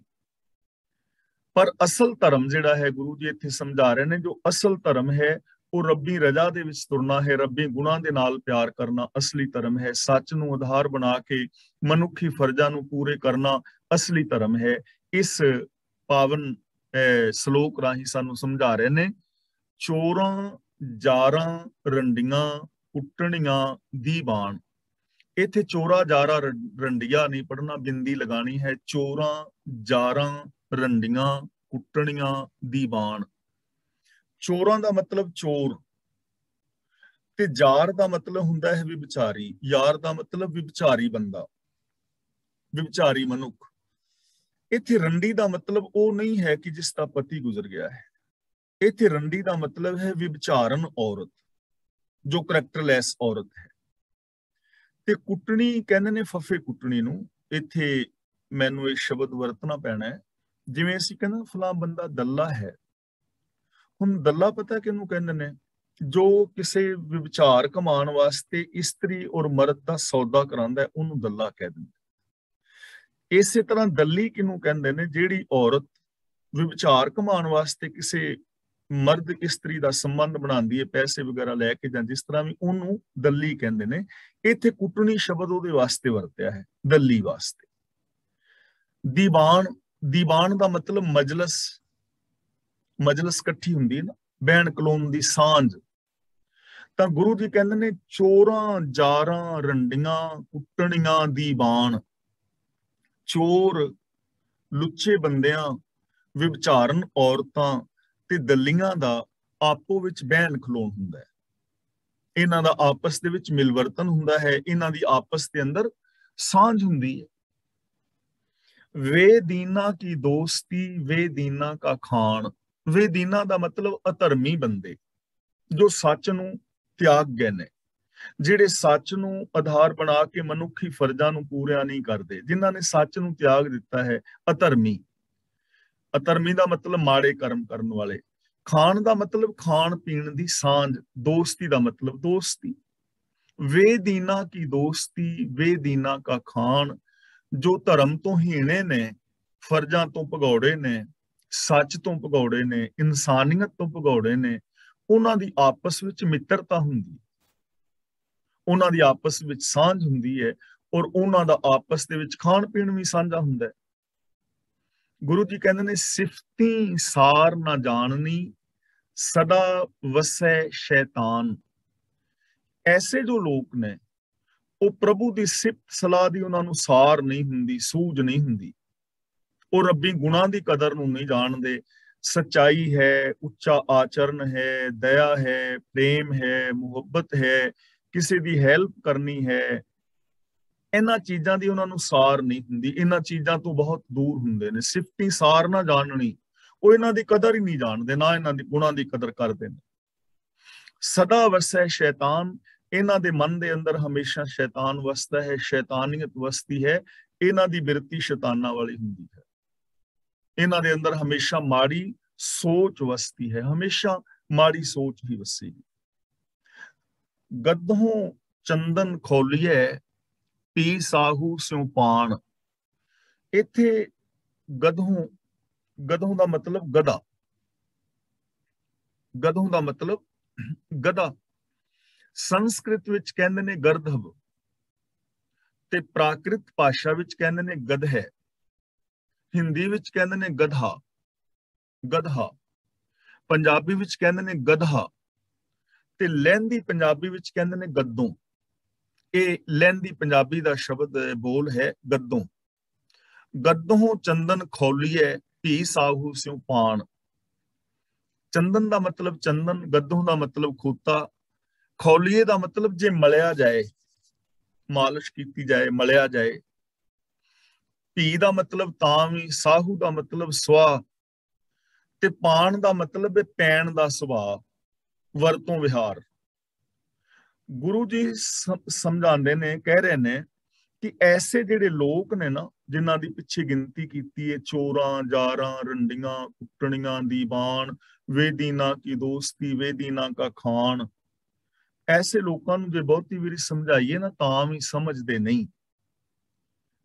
ਗੁਰੂ ਜੀ ਕਹਿੰਦੇ ਨੇ ਜਿਵੇਂ ਖੋਤੇ ਨੂੰ ਜੇ ਚੰਦਨ ਵੀ ਮਲੀਏ ਨਾ, ਖੋਤੇ ਨੂੰ ਚੰਦਨ ਮਲੀਏ ਤਾਂ ਵੀ ਉਹਦਾ ਵਿਹਾਰ ਸੁਆਹ ਦੇ ਨਾਲ ਹੀ ਰਹਿੰਦਾ ਹੈ, ਤਾਂ ਵੀ ਉਹਦਾ ਸੁਭਾਅ ਜਿਹੜਾ ਨਾ ਸੁਆਹ ਦੇ ਵਿੱਚ ਪੈਣ ਦਾ ਹੈ, ਸੁਆਹ ਦੇ ਵਿੱਚ ਲੇਟੇਗਾ, ਮਿੱਟੀ ਵਿੱਚ ਲੇਟੇਗਾ। ਉਹਨੂੰ ਚੰਦਨ ਦੀ ਕਦਰ ਨਹੀਂ ਹੈ। ਇਸੇ ਤਰ੍ਹਾਂ ਜੋ ਪਿਛਲਾ ਬਣਿਆ ਹੋਇਆ ਸੁਭਾਅ ਹੈ, ਲਗਾਤਾਰ ਮਾੜੇ ਕਰਮ ਕਰ ਕਰਕੇ, ਉਸ ਮਾੜੇ ਕਰਮ ਕਰ ਕਰਕੇ ਅੰਦਰ ਦੀ ਬਿਰਤੀ ਐਸੀ ਬਣ ਗਈ ਹੈ ਕਿ ਜੇ ਉਹਨਾਂ ਨੂੰ ਚੰਗੀ ਗੱਲ ਸਮਝਾਈਏ ਤਾਂ ਵੀ ਉਹ ਮੰਨਣਗੇ ਨਹੀਂ। ਹੋ ਸਕਦਾ ਹੈ ਕੋਈ ਤੁਹਾਡੀ ਗੱਲ ਸੁਣ ਲਵੇ, ਲੇਕਿਨ ਕੰਮ ਜਾ ਕੇ ਫਿਰ ਮਾੜਾ ਹੀ ਕਰੇਗਾ, ਕਿਉਂਕਿ ਬਿਰਤੀ ਬਣ ਗਈ ਹੈ ਨਾ, ਬਦਲਦੇ ਨਹੀਂ ਉਹਨੂੰ। ਨਾਨਕ ਕੂੜੈ ਕੱਤਿਐ ਕੂੜਾ ਤਣੀਐ ਤਾਣ। ਕੱਤਿਐ ਦਾ ਮਤਲਬ ਕੱਤਣ ਨਾਲ, ਤਣੀਏ ਦਾ ਮਤਲਬ ਤਣੀ ਦਾ ਹੈ, ਤਾਣ ਦਾ ਮਤਲਬ ਤਾਣਾ। ਕੂੜੈ ਕੱਤਿਐ, ਜਿਸ ਕੂੜ ਦਾ ਸੂਤਰ ਕੱਤਿਆ ਜਾਏ, ਚਰਖੇ ਦੇ ਨਾਲ ਕੱਤੀ ਦਾ ਨਾ ਸੂਤਰ। ਹੁਣ ਜੇ ਕੂੜ ਦਾ ਸੂਤਰ ਕੱਤਿਆ ਜਾਏ ਤੇ ਉਹ ਜਿਹੜਾ ਸੂਤਰ ਤੁਸੀਂ ਕੱਤੋਗੇ, ਤਾਣਾ ਉਸੇ ਦੀ ਤਣੋਗੇ ਨਾ। ਤਾਂ ਜੇ ਧਾਗਾ ਹੀ ਕੂੜ ਦਾ ਕੱਤਿਆ ਹੋਇਆ ਹੈ ਤਾਂ ਕੂੜਾ ਤਣੀਏ ਤਾਣ, ਜਿਹੜਾ ਤਾਣਾ ਬਾਣਾ ਹੈ ਉਹ ਵੀ ਸਾਰਾ ਕੂੜ ਦਾ ਹੀ ਹੋਏਗਾ। ਹੁਣ ਕੂੜਾ ਅਸੀਂ ਕਿਵੇਂ ਕੱਤ ਰਹੇ ਹਾਂ, ਕੱਤ ਕਿਵੇਂ ਰਹੇ ਹਾਂ ਅਸੀਂ, ਇਹ ਕੱਤਣ ਨੂੰ ਥੋੜਾ ਸਮਝ ਲੈਣਾ। ਵੈਸੇ ਆਪਾਂ ਪਹਿਲਾਂ ਕਈ ਵਾਰ ਵਿਚਾਰ ਕਰ ਚੁੱਕੇ ਹਾਂ ਇਸ ਬਾਰੇ। ਕੱਤਣ ਦਾ ਮਤਲਬ ਕਿ ਜੋ ਰੋਜ਼ ਅਸੀਂ ਸੋਚਦੇ ਹਾਂ, ਜੋ ਕੋਈ ਵੀ ਇਵੈਂਟ ਹੈ उस इवेंट तो साडे अंदर थॉट्स पैदा हुंदे ने, साडा बिलीफ सिस्टम बनता है और साडे अंदर इमोशंस पैदा हुंदे ने। इमोशंस तो फिर अगे बिहेवियर, बिहेवियर तो फिर नवा इवेंट, इवेंट तो फिर साडे अंदर थॉट्स पैदा हुंदे ने, फिर इमोशन पैदा हुंदा है, इमोशन तो फिर बिहेवियर ते बिहेवियर तो फिर इवेंट, एक सर्कल चलता है। इनू कहंदे ने कतना। हुण साडे अंदर न्यूरोनल पैटर्न बन रहे ने, हर रोज ਅਸੀਂ ਕੱਤੀ ਜਾ ਰਹੇ ਹਾਂ, ਚਾਹੇ ਕੋਈ ਪੋਜ਼ਿਟਿਵ ਕੱਤ ਰਿਹਾ ਹੈ ਜਾਂ ਨੈਗੇਟਿਵ ਕੱਤ ਰਿਹਾ ਹੈ। ਹੁਣ ਇਹਨਾਂ ਦੀ ਗੱਲ ਹੋ ਰਹੀ ਹੈ ਨੈਗੇਟਿਵ ਵਾਲਿਆਂ ਦੀ, ਜੋ ਨਕਾਰਾਤਮਕ ਕੂੜਾ ਤਾਣ ਕੱਤ ਰਹੇ ਨੇ, ਹਰ ਵੇਲੇ ਝੂਠ ਬੋਲ ਰਹੇ ਨੇ, ਝੂਠ ਬਾਰੇ ਸੋਚ ਰਹੇ ਨੇ, ਠੱਗੀਆਂ ਬਾਰੇ ਸੋਚ ਰਹੇ ਨੇ, ਠੱਗੀਆਂ ਵਾਲੇ ਬੋਲ ਰਹੇ ਨੇ, ਠੱਗੀਆਂ ਵਾਲਾ ਬਿਹੇਵੀਅਰ ਕਰ ਰਹੇ ਨੇ। ਹੁਣ ਜਦੋਂ ਅੰਦਰ ਸੁਭਾਅ ਹੀ ਕੂੜਾ ਬਣ ਗਿਆ, ਜਦੋਂ ਸੋਚ ਹੀ ਕੂੜੀ ਬਣ ਗਈ, ਝੂਠੀ ਬਣ ਗਈ, ਵਿਕਾਰਾਂ ਵਾਲੀ ਬਣ ਗਈ, ਤਾਂ ਫਿਰ ਜਿਹੜਾ ਤਾਣਾ ਤਣਿਆ ਜਾਏਗਾ ਨਾ, ਤਾਣਾ ਬਾਣਾ, ਉਹ ਵੀ ਸਾਰਾ ਝੂਠਾ, ਫਰੇਬ ਵਾਲਾ ਔਰ ਵਿਕਾਰਾਂ ਵਾਲਾ ਹੋਏਗਾ। ਕੂੜਾ ਕੱਪੜ ਕੱਛੀਐ, ਕੂੜਾ ਪਹਿਨਣ ਮਾਣ। ਹੁਣ ਉਸ ਕੂੜੇ ਤਾਣੇ ਤੋਂ ਕੂੜਾ ਹੀ ਕੱਪੜਾ, ਕੱਛੀਏ ਦਾ ਮਤਲਬ ਕੱਛੀ ਦਾ ਹੈ, ਮਿਣੀ ਦਾ ਹੈ, ਮਿਣੀ ਦਾ ਨਾ ਕਿੰਨਾ ਲੰਮਾ ਚੌੜਾ ਮੇਚਾ ਲਈ, ਕੂੜ ਦਾ ਹੀ ਕੱਪੜਾ ਮਿਣੀ ਦਾ, ਕੂੜ ਦਾ ਹੀ ਫਿਰ ਕੱਪੜਾ ਪਹਿਨਾਂਗੇ ਤੇ ਮਾਣ ਦਾ ਮਤਲਬ ਉਹਦਾ ਜਿਹੜਾ ਰਿਜ਼ਲਟ ਨਿਕਲੇਗਾ, ਜਿਹੜੀ ਵਡਿਆਈ ਮਿਲੇਗੀ ਉਹ ਵੀ ਝੂਠੀ ਹੋਵੇਗੀ, ਝੂਠੀ ਵਡਿਆਈ, ਝੂਠ ਹੀ ਪੱਲੇ ਪਵੇਗਾ ਔਰ ਝੂਠੇ ਹੀ ਵਡਿਆਈ ਵੀ ਕਰ ਦੇਣਗੇ। ਮੀਨਸ ਕਿ ਉਹਦਾ ਰਿਜ਼ਲਟ ਵੀ ਝੂਠਾ ਹੀ ਨਿਕਲੇਗਾ, ਵਡਿਆਈ ਵੀ ਝੂਠੀ ਹੀ ਹੋਵੇਗੀ, ਸੱਚੀ ਵਡਿਆਈ ਨਹੀਂ ਮਿਲੇਗੀ, ਸੱਚਾ ਮਾਨ ਨਹੀਂ ਮਿਲੇਗਾ, ਆਦਰ ਨਹੀਂ ਮਿਲੇਗਾ, ਸਤਕਾਰ ਨਹੀਂ ਮਿਲੇਗਾ। ਯਾਨੀ ਜੋ ਵੀ ਅੰਦਰ ਗੁਣ ਪੈਦਾ ਹੋਣਗੇ, ਜੋ ਸ਼ਖਸੀਅਤ ਬਣੇਗੀ, ਉਹ ਵੀ ਝੂਠੀ ਹੋਏਗੀ, ਕਿਉਂਕਿ ਸਾਰਾ ਤਾਣਾ ਬਾਣਾ ਹੀ ਝੂਠ ਦਾ ਤਣਿਆ ਜਾ ਰਿਹਾ ਨਾ। ਮਹਿਲਾ ਪਹਿਲਾ, ਬਾਂਗਾ ਬੁਰਗੂ ਸਿੰਘੀਆਂ ਨਾਲੇ ਮਿਲੀ ਕਲਾਣ। ਇਹਨੂੰ ਸਿੰਘੀਆ ਨਹੀਂ ਪੜਨਾ, ਗੱਗਾ ਨਹੀਂ ਪੜਨਾ, ਗੰਗਾ ਬੁਲਾਉਣ ਦਾ ਯਤਨ ਕਰਨਾ ਹੈ। ਸਿੰਘੀਆਂ, ਬਾਂਗਾ ਬੁਰਗੂ ਸਿੰਘੀਆਂ ਨਾਲੇ ਮਿਲੀ ਕਲਾਣ। ਬੁਰਗੂ ਦਾ ਮਤਲਬ ਹੁੰਦਾ ਹੈ ਤੂਤੀ, ਇੱਕ ਤੂਤੀ ਜਿਹੜੀ ਵਜਾਉਂਦੇ ਨੇ ਕੁਛ ਫਕੀਰ ਲੋਕ ਨੇ, ਤੂਤੀ ਵਜਾਉਂਦੇ ਨੇ ਗਲੀਆਂ ਵਿੱਚ, ਇੰਡੀਆ ਵਿੱਚ ਵੇਖਿਆ ਹੋਣਾ ਤੁਸੀਂ ਵਜਾਉਂਦੇ ਆ, ਤੇ ਫਿਰ ਬਾਅਦ ਦੇ ਵਿੱਚੋਂ ਮੰਗਣ ਆਉਂਦੇ। ਬਾਂਗਾ ਦਾ ਮਤਲਬ ਬਾਂਗ ਦੇਣੀ, ਬੁਰਗੂ ਦਾ ਮਤਲਬ ਤੂਤੀ ਵਜਾਣੀ, ਸਿੰਘੀ ਜਿਹੜੇ ਜੋਗੀ ਸਿੰਘੀ ਨਾਦ ਵਜਾਉਂਦੇ ਨੇ, ਤੇ ਕਲਾਣ ਕਹਿੰਦੇ ਨੇ ਜੋ ਮਰਾਸ਼ੀ ਲੋਕ ਨੇ ਨਾ, ਉਹ ਸਿਫਤਾਂ ਕਰਦੇ ਨੇ ਕਿਸੇ ਦੀਆਂ, ਰਾਜੇ ਦੀਆਂ, ਬਾਦਸ਼ਾਹ ਦੀਆਂ, ਭੰਡ ਸਨ, ਉਹ ਸਿਫਤਾਂ ਕਰਦੇ, ਤੇ ਸਿਫਤਾਂ ਕਰਨ ਤੋਂ ਬਾਅਦ ਫਿਰ ਉਹਨਾਂ ਤੋਂ ਕੁਛ ਉਹਨਾਂ ਨੂੰ ਭੇਟਾ ਮਿਲਦੀ ਹੈ, ਭੇਟਾ ਮੰਗਦੇ। ਤਾਂ ਗੁਰੂ ਪਾਤਸ਼ਾਹ ਜੀ ਕਹਿ ਰਹੇ ਨੇ ਮੁੱਲਾਂ ਬਾਂਗ ਦੇ ਕੇ, ਬਾਂਗਾ ਮੁੱਲਾਂ ਬਾਂਗ ਦੇ ਕੇ, ਬੁਰਗੂ ਫਕੀਰ ਤੂਤੀ ਵਜਾ ਕੇ, ਸਿੰਘੀਆਂ ਜੋਗੀ ਸਿੰਘੀ ਵਜਾ ਕੇ, ਤੇ ਮਰਾਸ਼ੀ ਕਲਾਣ ਕਰਕੇ ਲੋਕਾਂ ਦੇ ਦਰ ਤੋਂ ਮੰਗਦੇ ਨੇ, ਆਪਣੀ ਰੋਜੀ ਰੋਟੀ ਪੈਦਾ ਕਰਦੇ ਨੇ। ਤਾਂ ਇਹ ਰੋਜੀ ਰੋਟੀ ਆਪਣੀ ਪੈਦਾ ਕਰ ਰਹੇ ਨੇ, ਮੁੱਲਾਂ ਬਾਂਗ ਦੇ ਕੇ, ਫਕੀਰ ਤੂਤੀ ਵਜਾ ਕੇ, ਜੋਗੀ ਸਿੰਘੀ ਵਜਾ ਕੇ, ਮਰਾਸ਼ੀ ਕਲਾਣ ਕਰਕੇ। ਇੱਕ ਦਾਤੇ ਇੱਕ ਮੰਗਤੇ, ਨਾਮ ਤੇਰਾ ਪ੍ਰਵਾਨ। ਇੱਕ ਦਾ ਮਤਲਬ ਕਈ। ਗੁਰੂ ਜੀ ਕਹਿੰਦੇ ਨੇ ਇਸ ਦੁਨੀਆ ਦੇ ਅੰਦਰ ਕਈ ਲੋਕ ਦਾਨੀ ਨੇ, ਕਈ ਲੋਕ ਮੰਗਤੇ ਨੇ, ਕੁਛ ਮੰਗ ਰਹੇ ਨੇ, ਕੁਛ ਦਾਨ ਦੇ ਰਹੇ ਨੇ, ਪਰ ਗੁਰੂ ਜੀ ਕਹਿੰਦੇ ਨੇ ਨਾਮ ਤੇਰਾ ਪ੍ਰਵਾਨ। ਜੋ ਪ੍ਰਵਾਨ ਹੈ ਨਾ ਬੰਦਾ, ਜਿਸ ਦਾ ਜੀਵਨ ਮੁਬਾਰਕ ਹੈ, ਉਹ ਮੁਬਾਰਕ ਹੈ ਜੋ ਰੱਬੀ ਰਜ਼ਾ ਦੇ ਅੰਦਰ ਤੁਰਦਾ ਹੈ। ਇੱਥੇ ਕੋਈ ਦਾਤਾ ਔਰ ਮੰਗਤਾ ਪ੍ਰਵਾਨ ਨਹੀਂ ਹੈ ਕਿ ਦਾਤਾ ਪ੍ਰਵਾਨ ਹੋਏਗਾ ਜਾਂ ਮੰਗਤਾ ਪ੍ਰਵਾਨ ਹੋਏਗਾ। ਪ੍ਰਵਾਨ ਉਹ ਹੋਏਗਾ ਜੋ ਰੱਬੀ ਰਜ਼ਾ ਵਿੱਚ ਤੁਰੇਗਾ, ਜੋ ਸ਼ੁਭ ਗੁਣਾਂ ਦਾ ਧਾਰਨੀ ਹੋਵੇਗਾ, ਜੋ ਸੱਚ ਨੂੰ ਆਧਾਰ ਬਣਾ ਕੇ ਮਨੁੱਖੀ ਜ਼ਿੰਦਗੀ ਨੂੰ ਜੀਵੇਗਾ, ਰੱਬੀ ਰਜ਼ਾ ਦੇ ਅੰਦਰ ਤੁਰੇਗਾ। ਉਹ ਇਨਸਾਨ ਪ੍ਰਵਾਨ ਹੈ, ਉਹਦਾ ਜੀਵਨ ਸਫਲਾ ਹੈ। ਨਾਨਕ ਜਿੰਨੀ ਸੁਣ ਕੇ ਮੰਨਿਆ, ਹੋਂ ਤਿਨਾਂ ਵਿੱਚੋਂ ਕੁਰਬਾਨ। ਗੁਰੂ ਜੀ ਕਹਿੰਦੇ ਨੇ ਜਿਨ੍ਹਾਂ ਬੰਦਿਆਂ ਨੇ ਗੁਰੂ ਦੀ ਸਿੱਖਿਆ ਨੂੰ ਸੁਣ ਕੇ ਮੰਨ ਲਿਆ, ਜਿਨ੍ਹਾਂ ਨੇ ਇਸ ਬਾਣੀ ਤੇ, ਗੁਰੂ ਦੀ ਸਿੱਖਿਆ ਤੇ, ਰੱਬੀ ਰਜ਼ਾ ਤੇ, ਰੱਬੀ ਗੁਣਾਂ ਨੂੰ ਇੰਪਲੀਮੈਂਟ ਕਰਨਾ ਸ਼ੁਰੂ ਕਰ ਦਿੱਤਾ, ਜਿੰਨੀ ਸੁਣ ਕੇ ਮੰਨਿਆ, ਜਿਨ੍ਹਾਂ ਨੇ ਸੁਣ ਕੇ ਮੰਨ ਲਿਆ, ਇਹ ਸਾਰੀ ਵਿਚਾਰ ਨੂੰ ਜ਼ਿੰਦਗੀ ਦੇ ਵਿੱਚ ਇੰਪਲੀਮੈਂਟ ਕਰ ਲਿਆ। ਸੱਚ ਹੈ, ਦਇਆ ਹੈ, ਪ੍ਰੇਮ ਹੈ, ਮੁਹੱਬਤ ਹੈ, ਇਨਸਾਨੀਅਤ ਹੈ, ਰੱਬੀ ਰਜ਼ਾ ਹੈ, ਜੋ ਉਸ ਰੱਬੀ ਰਜ਼ਾ ਮੁਤਾਬਕ ਤੁਰਿਆ, ਹੁਣ तिन्हां विचों कुर्बान गुरु जी कहते हैं मैं उन्हां तो कुर्बान जाता, क्योंकि बहुत सारे धार्मिक लोग भी ने, उन्होंने सिर्फ धर्म नूं रोजी रोटी वास्ते अपनाया हुआ है और रोजी रोटी वास्ते उन्होंने अपनाया, लेकिन धर्म नूं जिंदगी विच लागू नहीं किया हुआ, सिर्फ विखावे तक सीमित ने, तो वो लोग भी प्रवान नहीं हैं, क्योंकि वो जिंदगी ठीक नहीं जी रहे और कई थावां ते लोकां नूं गलत शिक्षा दे रहे हैं, लोकां नूं गलत उलझा रहे हैं। तो गुरु जी कहते हैं जिन्हां ने सुन के सच नूं मन लिया, इंप्लीमेंट किया गुरु की शिक्षा नूं, मैं उन्हां तो कुर्बान हाँ, वार ने सदके हाँ। पौड़ी माया मोह सब कूड़ है, कूड़ो हुई गया।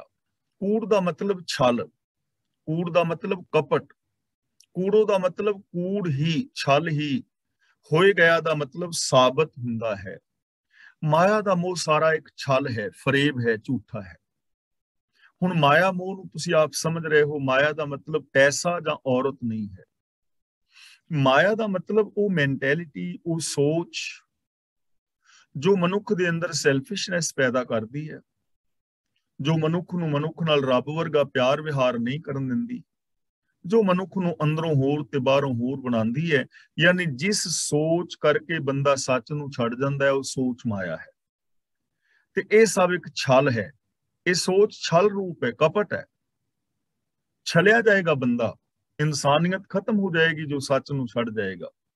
गुरु पातशाह जी कहते ने ये माया वाली जो सोच है निरा छल है, और आखिर छल ही साबित हुंदा है। कूड़ो हो गया दा मतलब छल ही साबित हुंदा है, बंदा छलिया जांदा है, बंदे दे अंदरों इंसानियत मुक जांदी है, अंदरों होर और बाहरों रहन करके कुछ होर दा होर ही बन जांदा है, जिंदगी असल राहां तो पटक जांदी है। होमे झगड़ा पायोन, झगड़े जग मुया। होमे दा मतलब होमे दे कारण, पायोन दा मतलब पाया है, झगड़े दा मतलब झगड़े दे कारण, जग मुया दा मतलब जगत मर गया है, आत्मक मौती मर गया है। होमे दे कारण मनुख ने अपने गल झगड़े पा लेने, झगड़ा पा लिया है, वाद विवादां दा, मेर तीर दा। झगड़े जग मुया, ते इन्हां झगड़ियां होमे दे वाद विवादां करके, विकारां करके मनुख आत्मक मौते मर जांदा है, जगत आत्मक मौते मर जांदा है। होमे दा झगड़ा है सारा, ईगो दा झगड़ा है सारा। होमे करके मनुख अपने गल किन्ने झगड़े पा लैंदा कि मैं वड्डा, दूजियां नूं नीवां विखांदा, कतल तक लोग कर दिंदे ने, लोकां दीयां प्रॉपर्टियां नूं दबांदे ने, अपनी ईगो विखाण वास्ते किन्ने लोकां दी लोग बेपत्ती तक करदे ने। तां गुरु पातशाह जी कहंदे ने ये जो वखेवा है, रब्बी हुक्म तो बाहर चलना है, गुरमत तो उल्ट चलना है, ਇਹ ਝਗੜੇ ਹੋਮੇ ਦੇ ਕਾਰਨ ਮਨੁੱਖ ਆਪਣੇ ਗਲ ਵਿੱਚ ਪਾ ਲੈਂਦਾ ਹੈ ਔਰ ਇਹਨਾਂ ਹੋਮੇ ਦੇ ਝਗੜਿਆਂ ਕਰਕੇ ਆਤਮਕ ਮੌਤ ਸਹਿੜ ਲੈਂਦਾ ਹੈ। ਗੁਰਮੁਖ ਝਗੜ ਚੁਕਾਇਓਨ ਇੱਕੋ ਰਵ ਰਹਿਆ। ਜੋ ਗੁਰੂ ਦੇ ਸਨਮੁਖ ਹੁੰਦਾ ਹੈ ਉਹਨੇ ਇਹ ਸਾਰਾ ਝਗੜਾ ਮੁਕਾ ਦਿੱਤਾ ਹੈ, ਉਹਨੇ ਝੰਬੇਲਾ ਮੁਕਾ ਦਿੱਤਾ ਹੈ। ਇੱਕੋ ਰਵ ਰਹਿਆ, ਉਹਨੂੰ ਇੱਕ ਰੱਬ ਹੀ ਰਮਿਆ ਹੋਇਆ ਨਜ਼ਰੀ ਪੈਂਦਾ ਹੈ ਕਿ ਚਾਰ ਚੁਫੇਰੇ ਇੱਕ ਹੀ ਰਮਿਆ ਹੋਇਆ ਹੈ। ਉਹਦੇ ਫਿਰ ਇਹ ਝਗੜੇ ਖਤਮ ਹੋ ਜਾਂਦੇ ਨੇ। ਜਦੋਂ ਮੈਨੂੰ ਇੱਕ ਹੀ ਨਜ਼ਰੀ ਪਵੇ ਕਿ ਜੋ ਮੇਰੇ ਅੰਦਰ ਹੈ ਉਹ ਤੁਹਾਡੇ ਅੰਦਰ ਹੈ, ਮੈਂ ਵੀ ਇੱਕ ਇਨਸਾਨ ਹਾਂ, ਤੁਸੀਂ ਵੀ ਇੱਕ ਇਨਸਾਨ ਹੋ, ਮੈਂ ਤੁਹਾਡੇ ਵਰਗਾ ਇੱਕ ਇਨਸਾਨਾਂ ਵਰਗਾ ਇਨਸਾਨ ਹਾਂ, ਤਾਂ ਫਿਰ ਝਗੜਾ ਕਾਹਦਾ, ਹੋਮੇ ਕਾਹਦੀ? ਫਿਰ ਮੈਂ ਵੱਡਾ ਕਿਉਂ ਔਰ ਤੁਸੀਂ ਛੋਟੇ ਕਿਉਂ, ਜਾਂ ਤੁਸੀਂ ਵੱਡੇ ਕਿਉਂ ਤੇ ਮੈਂ ਛੋਟਾ ਕਿਉਂ, ਜਦੋਂ ਸਾਰਿਆਂ ਦੇ ਵਿੱਚ ਹੈ ਹੀ ਇੱਕ। ਜਿਸ ਨੂੰ ਇਸ ਚੀਜ਼ ਦੀ ਸਮਝ ਆ ਜਾਏ ਨਾ, ਫਿਰ ਉਹਦੇ ਵਾਦ ਵਿਵਾਦ ਮੁੱਕ ਜਾਂਦੇ ਨੇ। फिर ता सबको मीत हम आपन कीना, हम सबना के साजन, दूर परायो मन का बिरहा, तो मेल कियो मेरे राजन। जो गुरु दे चरना दी शरण विच आउंदा है, जो गुरु ज्ञान मुताबिक जिंदगी जींदा है, वो अपने ए वाद विवादां वाले, विकारां वाले झगड़े मुका दिंदा है और उन्होंने चार फेरे इक्को ही वसता होया नजरी पैंदा है। सब आत्म राम पछाणिया, भौजल तर गया। आत्म राम का मतलब है रब, भौजल का मतलब संसार समुंदर, सब का मतलब सब थावां ते। जो गुरमुख इंसान है, गुरु दे दसे राहां ते तुरन वाला है, वो सब थावां ते रमे हुए प्रभु नूं ही पछाणदा है। ते इस तरह भवजल तर गया दा मतलब संसार दियां घुमन घेरियां तो पार निकल जाता है। संसार समुंदर भौजल घुमन घेरियां काहदियां, ਅਗਿਆਨਤਾ ਦੀਆਂ, ਪਾਪਾਂ ਦੀਆਂ, ਵਿਕਾਰਾਂ ਦੀਆਂ ਇਹ ਘੁੰਮਣ ਘੇਰੀਆਂ ਨੇ। ਅਗਿਆਨਤਾ ਦੇ ਵਿੱਚ ਬੰਦਾ ਫਸਿਆ ਹੈ, ਕਾਮ ਕ੍ਰੋਧ ਲੋਭ ਵਿੱਚ ਫਸਿਆ ਹੈ, ਈਰਖਾ ਦਵੇਸ਼ ਦੀਆਂ ਘੁੰਮਣ ਘੇਰੀਆਂ ਦੇ ਵਿੱਚ ਫਸਿਆ ਬੰਦਾ ਆਤਮਕ ਉਮਰ ਤੇ ਮਰ ਰਿਹਾ ਹੈ। ਪਰ ਜਿਹੜਾ ਹਰ ਥਾਂ ਦੇ ਉੱਤੇ ਰੱਬ ਨੂੰ ਪਛਾਣ ਲੈਂਦਾ ਹੈ, ਜਿਹਨੂੰ ਇਹ ਸਮਝ ਆ ਜਾਂਦੀ ਹੈ, ਉਹ ਫਿਰ ਇਹਨਾਂ ਵਿਕਾਰਾਂ ਦੀਆਂ ਘੁੰਮਣ ਘੇਰੀਆਂ ਦੇ ਵਿੱਚ ਨਹੀਂ ਫਸਦਾ, ਉਹ ਇਹਨਾਂ ਤੋਂ ਪਾਰ ਉਤਰ ਜਾਂਦਾ ਹੈ। ਜੋਤ ਸਮਾਣੀ ਜੋਤ ਵਿੱਚ ਹਰ ਨਾਮ ਸਮਇਆ। ਜੋਤ ਸਮਾਣੀ ਜੋਤ ਵਿੱਚ, ਉਹਦੀ ਜੋਤ ਰੱਬ ਦੀ ਜੋਤ ਵਿੱਚ ਸਮਾ ਜਾਂਦੀ ਹੈ। ਹੁਣ ਇੱਥੇ ਜੋਤ ਦਾ ਮਤਲਬ ਹੈ ਸੋਚ। ਸਾਡੀ ਸੋਚ ਹੈ ਨਾ, ਅਸੀਂ ਸੋਚ ਕਰਕੇ ਹੀ ਰੱਬ ਤੋਂ ਵੱਖਰੇ ਹਾਂ। ਰੱਬ ਕੌਣ ਹੈ? ਇੱਕ ਓੰਕਾਰ, ਉਹ ਇੱਕ ਹੈ। ਸਤਨਾਮ, ਉਹ ਇੱਕ ਅਟਲ ਸੱਚਾਈ ਹੈ, ਨਿਰਭਉ ਔਰ ਨਿਰਵੈਰ ਹੈ। ਇਹ ਸੋਚ ਹੈ ਨਾ, ਇਹ ਰੱਬ ਦੇ ਗੁਣ ਨੇ। ਤੇ ਸਾਡੀ ਸੋਚ, ਮੇਰੀ ਸੋਚ ਵਿੱਚ ਝੂਠ ਹੈ, ਇਹਦਾ ਮਤਲਬ ਮੇਰੀ ਸੋਚ ਰੱਬ ਦੇ ਨਾਲ ਮਿਲੀ ਹੋਈ ਨਹੀਂ ਹੈ। ਜਿਸ ਦਿਨ ਮੇਰੀ ਸੋਚ ਰੱਬ ਵਿੱਚ ਮਿਲੇਗੀ, ਮੈਂ ਵੀ ਸੱਚ ਦੇ ਅੰਦਰ ਮਿਲ ਜਾਵਾਂਗਾ ਨਾ, ਮੇਰੀ ਸੋਚ ਸੱਚ ਵਿੱਚ ਮਿਲ ਜਾਏਗੀ, ਨਿਰਭੈਤਾ ਵਿੱਚ ਮਿਲ ਜਾਏਗੀ, ਨਿਰਵੈਰਤਾ ਵਿੱਚ ਮਿਲ ਜਾਏਗੀ, ਤੇ ਮੈਂ ਰੱਬ ਵਰਗਾ ਹੋ ਜਾਵਾਂਗਾ। ਆਪਣੀ ਸੋਚ ਨੂੰ ਹੀ ਬਦਲਣਾ ਹੈ, ਸੋਚ ਨੂੰ ਹੀ ਗੁਰੂ ਦੀ ਸੋਚ ਦੇ ਵਿੱਚ ਮਿਲਾਣਾ ਹੈ, ਸੋਚ ਨੂੰ ਹੀ ਰੱਬ ਵਰਗੀ ਬਣਾਉਣਾ ਹੈ। ਤਾਂ ਜੋ ਗੁਰੂ ਦੇ ਦੱਸੇ ਰਾਹਾਂ ਤੇ ਚੱਲਦਾ ਹੈ, ਜਿਹੜਾ ਸੁਣ ਕੇ ਮੰਨ ਲੈਂਦਾ ਹੈ, ਇੰਪਲੀਮੈਂਟ ਕਰਦਾ ਹੈ, ਉਹਦੀ ਸੋਚ ਰੱਬੀ ਸੋਚ ਦੇ ਅੰਦਰ ਸਮਾ ਜਾਂਦੀ ਹੈ, ਔਰ ਉਹ ਜਿਉਂਦਾ ਹੀ ਇਨਸਾਨ ਰੱਬ ਵਰਗਾ ਹੋ ਜਾਂਦਾ ਹੈ। ਜਿਨ ਜਾਤਾ ਸੋ ਤਿਸ ਹੀ ਜੇਹਾ, ਭੇਦ ਨਾ ਜਾਣੋ ਮਾਨਸ ਦੇਹਾ। ਮਨੁੱਖ ਦੇਹੀ ਕਰਕੇ ਉਹਨੂੰ ਵੱਖਰਿਆ ਨਾ ਸਮਝੋ, ਅੰਦਰੋਂ ਉਹ ਰੱਬ ਵਰਗਾ ਹੀ ਹੋ ਜਾਂਦਾ ਹੈ। ਭਾਵ ਕਿ ਉਹਦੇ ਅੰਦਰ ਕੋਈ ਕਮੀ, ਕੋਈ ਦੋਸ਼ ਨਹੀਂ ਰਹਿ ਜਾਂਦਾ। ਉਹਦਾ ਹਿਰਦਾ, ਉਹਦੀ ਸੋਚ, ਉਹਦੇ ਬੋਲ ਬਾਣੀ, ਉਹਦਾ ਬਿਹੇਵੀਅਰ ਸ਼ੁੱਧ, ਨਿਰਮਲ, ਪਾਵਨ, ਪਵਿੱਤਰ ਹੋ ਜਾਂਦਾ ਹੈ, ਰੱਬ ਵਰਗਾ ਹੋ ਜਾਂਦਾ ਹੈ। ਹਰ ਨਾਮ ਸਮਇਆ। ਸਮਇਆ ਦਾ ਮਤਲਬ ਸਮਾਇਆ ਰਹਿੰਦਾ ਹੈ, ਨਾਮ ਦਾ ਮਤਲਬ ਹੁਕਮ ਵਿੱਚ। ਉਹ ਰੱਬ ਦੇ ਹੁਕਮ ਦੇ ਅੰਦਰ ਹਮੇਸ਼ਾ ਸਮਾਇਆ ਰਹਿੰਦਾ ਹੈ। ਹੁਕਮ ਦਾ ਮਤਲਬ ਸਿਸਟਮ। ਉਹ ਰੱਬੀ ਰਜ਼ਾ ਤੋਂ ਬਾਹਰ ਨਹੀਂ ਜਾਂਦਾ, ਰੱਬੀ ਰਜ਼ਾ ਦੇ ਅੰਦਰ ਹਰ ਵਕਤ ਸਮਾਇਆ ਹੋਇਆ ਹੈ। ਇੱਕ ਪਲ ਭਰ ਵਾਸਤੇ ਵੀ ਉਹ ਹੁਕਮ ਔਰ ਰਜ਼ਾ ਤੋਂ ਉਲਟ ਨਹੀਂ ਹੈ। ਕਦੇ ਉਹਦੇ ਅੰਦਰ ਸੋਚ ਵੀ ਪੈਦਾ ਨਹੀਂ ਹੋਈ ਕਿ ਰੱਬੀ ਹੁਕਮ ਤੋਂ ਬਾਹਰ ਵੀ ਕੁਝ ਹੋ ਸਕਦਾ ਹੈ। ਉਹ ਆਪਣੀ ਸਾਰੀ ਦੀ ਸਾਰੀ ਜੋ ਜ਼ਿੰਦਗੀ ਹੈ, ਉਹ ਰੱਬੀ ਹੁਕਮ ਦੇ ਅੰਦਰ ਗੁਜ਼ਾਰਦਾ ਹੈ। ਜੋ ਗੁਰੂ ਦੇ ਦੱਸੇ ਰਾਹਾਂ ਤੇ ਚੱਲਦਾ ਹੈ, ਉਹਦਾ ਜੀਵਨ ਸਫਲ ਔਰ ਸੁਚੱਜਾ